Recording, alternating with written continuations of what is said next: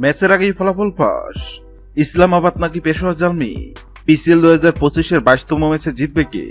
ভবিষ্যৎবাণী করল জ্যোতিষী বিড়াল। পিসিএল 2025-এর 22তম ম্যাচে কোন দল জিতবে তা নিশ্চয়ই আগেভাগে বলে দেওয়া সম্ভব নয়। তবে এবার সেই কঠিন কাজটি করে দেখাবে অ্যাকিলস নামের একটি বিড়াল। পিসিএল 2025-এর 22তম ম্যাচের আগেই ফলাফল নিয়ে ভবিষ্যৎবাণী করবে অ্যাকিলস। এর জন্য তাকে দেওয়া হয়েছে বিশেষ প্রশিক্ষণ। 2010 বিশ্বকাপ অক্টোপাস বলের কথা নিশ্চয় মনে আছে অনেকের। একের পর এক চমকপ্রদ ভবিষ্যৎবাণী করে দক্ষিণ আফ্রিকা বিশ্বকাপে ভিন্ন এক রোমাঞ্চ ছড়িয়েছিল পল। স্পেন যে 2010 সালে বিশ্বকাপ জয় করবে তা আগে ভাগেই জানিয়ে দিয়েছিল অক্টোপাসটি।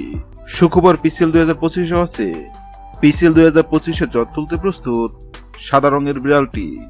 ধবধবে সাদা নীল চোখের বিড়ালটি নামে অ্যাকিলস। নিবিড় যত্নার ভালোবাসা অ্যাকিলসের বেড়ে ওঠা বিশ্বের অন্যতম সেরা প্রাণী জাদুঘর সেন্ট পিটার্সবার্গে হামিটেছে। শালিক দুটি নিয়ে জন্মে অ্যাকিলসের। সৃষ্টিকর্তা তাকে দেননি শোনার ক্ষমতা, তবে আছে তীব্রমান শক্তি। তা দিয়ে চমক দেখাতে চায় বিড়ালটি, কিন্তু কিভাবে? পিসিএল 2025-এর 22তম ম্যাচ চলাকালীন অ্যাকিলসের সামনে 2 পাত্রে খাবার রাখা হবে। পাত্রের সঙ্গে লাগিয়ে রাখা হবে 2 দেশের পতাকা। অ্যাকিল যে পাত্রে খাবার খাবে বোঝা যাবে সেদিন ওই ম্যাচে বিজয়ী হবে পাত্রের সঙ্গে রাখা যে দেশের পতাকা আছে দেশটি। গত 11 এপ্রিল শুরু হয়েছে পিসিএল 2025।